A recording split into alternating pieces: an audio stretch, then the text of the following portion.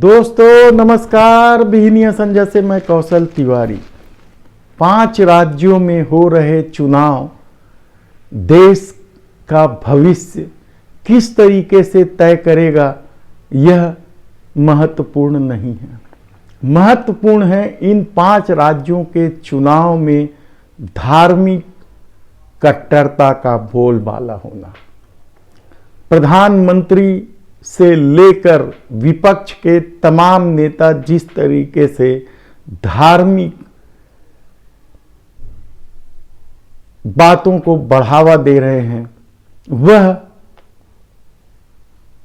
इस देश के लिए चिंता का विषय है। चिंता का विषय इसलिए भी है कि हाल ही में DW में प्रकाशित रिपोर्ट में कहा गया है कि देश की प्रमुख राजनीतिक पार्टियों की घोषित प्राथमिकताओं को देखकर लगता ही नहीं कि देश में जनहित के लिए कोई और विषय आवश्यक है। यह बेहद ही गंभीर बात है, क्योंकि जिस तरीके से टीवी चैनल प्रधानमंत्री के पूजा पाठ का प्रसारण करते हैं और अखिलेश यादव को भगवान कृष्ण सपने में दिखाई देते हैं, राहुल गांधी नरम हिंदुत्व की बात कहकर चीख चीख कर स्वयं को बड़ा हिंदू घोषित करने की कोशिश करते हैं। हिंदू और हिंदुत्ववादी को लेकर जिस तरीके की लकीर खींची जा रही है, और टीएमसी का मतलब टेम्पल, मस्जिद, चर्च बताता। कहां है असली मुद्दा? यह आने वाले दिनों में मध्यम वर्ग और गरीबों के लिए खतरे की घंटी है। खतरे की घंटी इसलिए है कि दशकों से जो लोग अपने को गरीबी रेखा से बाहर निकाल पाए थे, वे इस सरकार के आने के बाद उससे ज्यादा कहीं लोग गरीबी रेखा के नीचे चले गए। मध्यम वर्गों के सामने महंगाई सुरसा की तरह मुंह खोले खड़ा है, और राजनीतिक दल इन मुद्दों पर बात करने की बजाय वे धार्मिकता, राष्ट्रवाद जैसी भावनात्मक बातों को लेकर अपना प्रचार प्रसार कर रही है। पिछले दंगों की याद निसंदेह इस देश के लिए कोड़ है, लेकिन उसे बार बार याद दिलाकर राजनीति को अपने अनुकूल करने की मंशा का क्या मतलब है?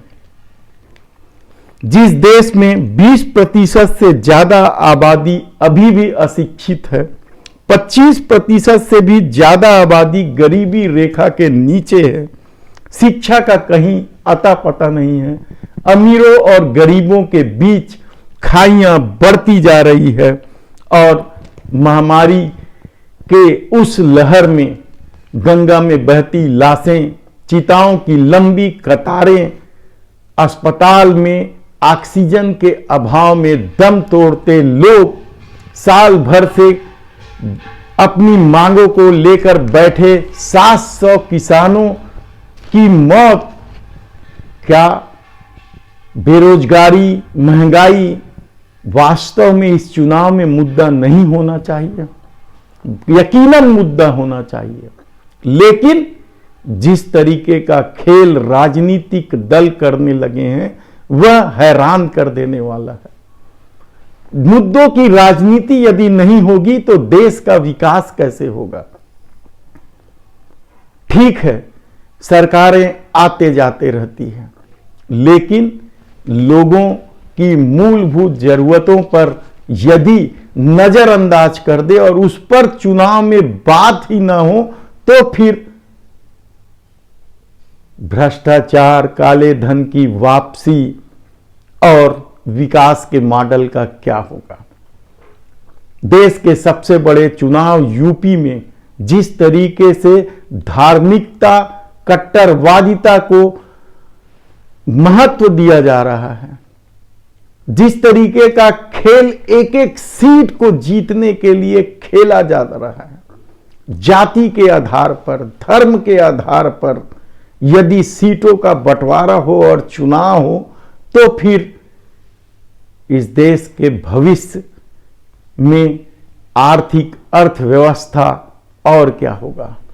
इतिहास में पहली बार जीडीपी, आर्थिक धरातल में हम सिकुड़ने लगे हैं। देश चलाने के लिए देश के प्रधानमंत्री को और सत्ताधारी दल को सार्वजनिक क्षेत्र की उन कंपनियों को भी बेचना पड़ रहा है जो भारत की शान है और मुनाफे पे चलती है।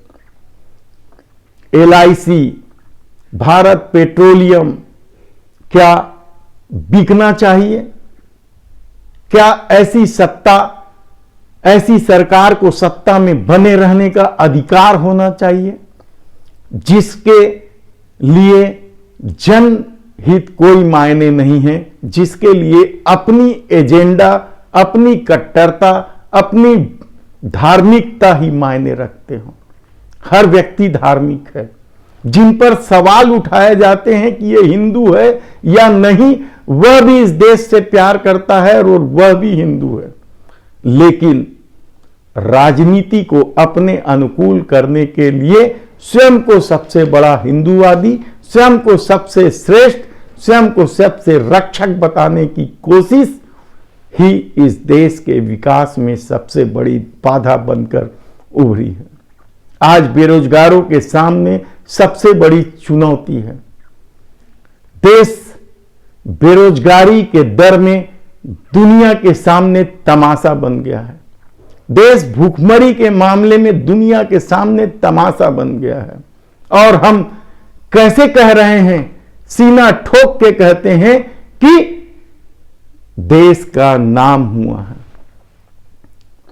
महंगाई ने तो मध्यम वर्ग की हालत खराब करके रख दी है। वे गरीबी रेखा के नीचे जाने लगे हैं। तब सवाल यह है कि 5 राज्यों के चुनाव क्या मुद्दों पर आधारित होकर जनता चुपचाप वोट करेगी, या वह भी राष्ट्रीयता और धार्मिकता की भावना में बहकर अपनी जाति को बनाने को लेकर वोट करेगी? सवाल बहुत से हैं, लेकिन एक बार रुककर सोचिए जरूर कि हम किस तरीके के भारत का निर्माण करना चाहते हैं, और यदि इस देश में मध्यम वर्ग और गरीबों के लिए खतरे की घंटी बजने लगी है, तो फिर इसका क्या मतलब होगा? एक बार जरूर सोचिए। धन्यवाद।